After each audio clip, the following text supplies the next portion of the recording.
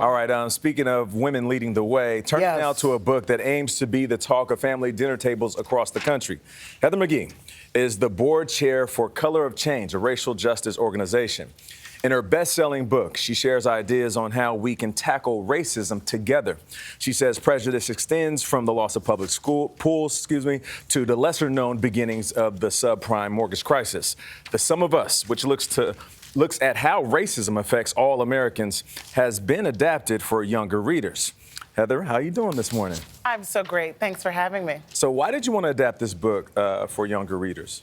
You know, today's middle and high school students are already part of the America that's becoming, right? Where there's no dominant racial majority. They're the most diverse generation in American history.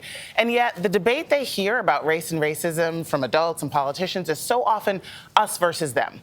And the Sum of Us has a message that says, you know what? We can all prosper together. Racism hurts everyone, and we all have a stake in defeating it in our time. You said it's a better world when we all prosper together, and there are so many myths and so many stereotypes that people really don't understand. I like what you said, that when you think about segregation, you said whites are more segregated than blacks. When you think about diversity in schools, it's actually better when you are being educated in a diverse school. Could you give some examples of that? That's right. And apparently, white Americans, 75% of them have reported having entirely white social networks, right? White Americans are the most likely to live on their own, not with anyone who doesn't look like them or have their background. In the book, I talked to a young student named Fiona, whose parents decided when she was young not to sort of send her to the quote-unquote good school that was almost entirely white, away from her more integrated neighborhood. And she went to the local public school. And she says that meant everything to her. A white young student who says, you know what? I learned empathy. I learned how to create authentic relationships with people who were different from me. She says, I feel like diversity is completely normal, and I want to be that way my whole life. This is how it's supposed to be. You know, Heather, I quote you constantly. When your first book came out, you know, you always hear me say, history shows up in your wallet. Yes.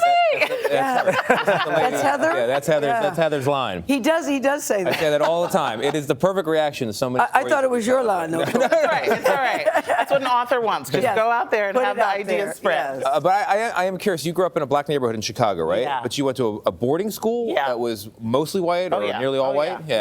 So how did that background influence your work? So I grew up in the south side of Chicago, 90+% black, and, you know, it was wonderful. It was a thick black middle-class neighborhood, and then when I went to middle school, I went to a mostly white boarding schools, mostly white and Asian, and it really helped me at a young age realize that the stereotypes that I'd received were false, and that underneath it all, we are all human. We all sort of want the same things. We all dream the same dreams.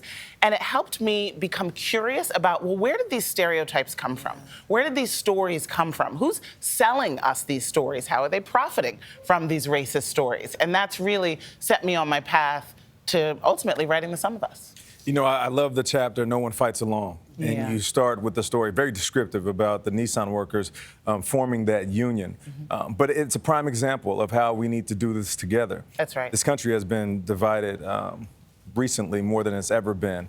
What is your advice to the younger generation who you're aiming to touch with this book about working together? You know, that's really the core message of the book, is that the most important things in life we simply can't do on our own. We can recycle all we want. We can't address global climate change on our own. The biggest challenges take collective action. And in a multiracial society, that takes multiracial collective action. So young people need to realize that they can reject the zero-sum, us versus them thinking that they get. Which means what when you say? Yeah, that basically progress for one group has to come at the expense of the others, right? Yes. That we can't have mutual progress. That is a core story that says fear our growing diversity, fear black history because it's counter to American history, right? No, it's all of our shared history. And when we understand it, and we understand how an elite has always used racist ideas to divide us, then we can unlock our collective power. And I call that solidarity dividends, these gains that we can have through cross-racial solidarity. One of my favorite lines in the book, let diversity be the superpower. That's right. That's so true, Heather. Heather McGhee, thank you so much. We appreciate you. Well Some of done. us. Well done. Thank you. How Racism Hurts Everyone is on sale now.